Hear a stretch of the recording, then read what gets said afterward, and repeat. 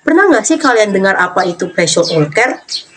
Pressure ulcer itu seperti apa sih? Kalian tahu nggak sih apa itu pressure ulcer?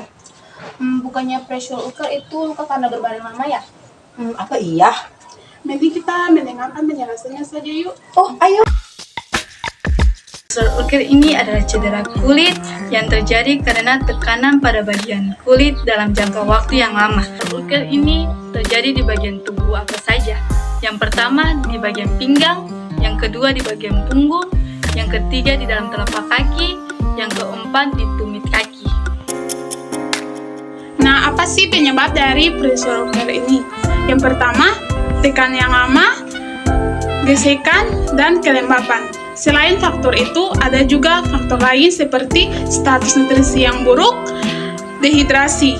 Nah, mereka ini jika terjadi faktor ini maka mempercepat lesi. Siapa saja yang dapat mengalami pressure ulcer? Jadi yang dapat mengalami pressure ulcer itu pasien yang berada di ICU. Kenapa? Karena pasien yang berada di ICU itu sering dibatasi pergerakan karena adanya pemasangan alat medis seperti monitor, ventilator, tanda-tanda vital, dan juga kateter urin. Selain itu juga pada pasien dengan bed rest lama seperti pasien dengan stroke, diabetes mellitus, kelainan tulang belakang, dan juga pada pasien dengan penyakit jantung.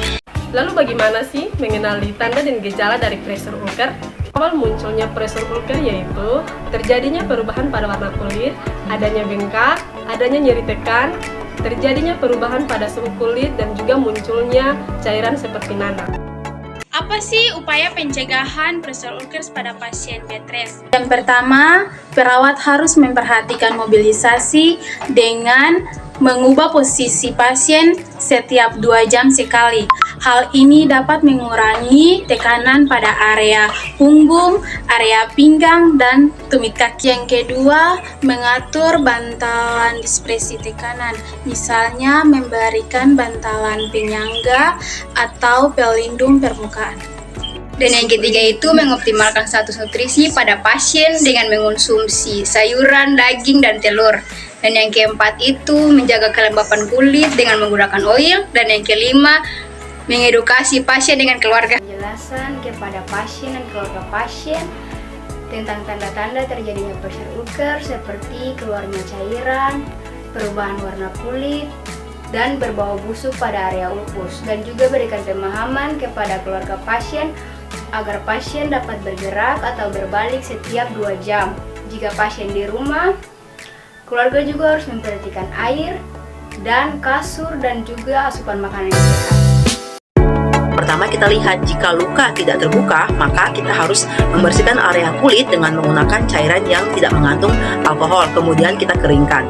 Nah, jika luka sudah terbuka, maka kita harus melakukan pengobatan dengan menggunakan antiseptik pada pressure ulcer. Kemudian kita balut dengan menggunakan perban dan kita tutup agar tidak menimbulkan yang namanya infeksi. Kemudian personal hygiene juga sangat penting, di mana kita harus mengingatkan pasien untuk mengganti perban dan juga merawat luka dengan baik dan mencuci tangan sebelum membersihkan luka. Dilakukan pada pembedahan jika luka sudah terlihat parah, yaitu menggunakan terapi oksigen, hiperbarik, dan juga terapi liver oil. Kalau terapi oksigen hiperbarik yaitu memberikan oksigen murni pada pasien melalui paru-paru dan dapat menghirup lebih daripada sebelumnya. Sedangkan terapi liver oil yaitu untuk melemahkan kulit, khususnya pada penyakit kukus di kulit.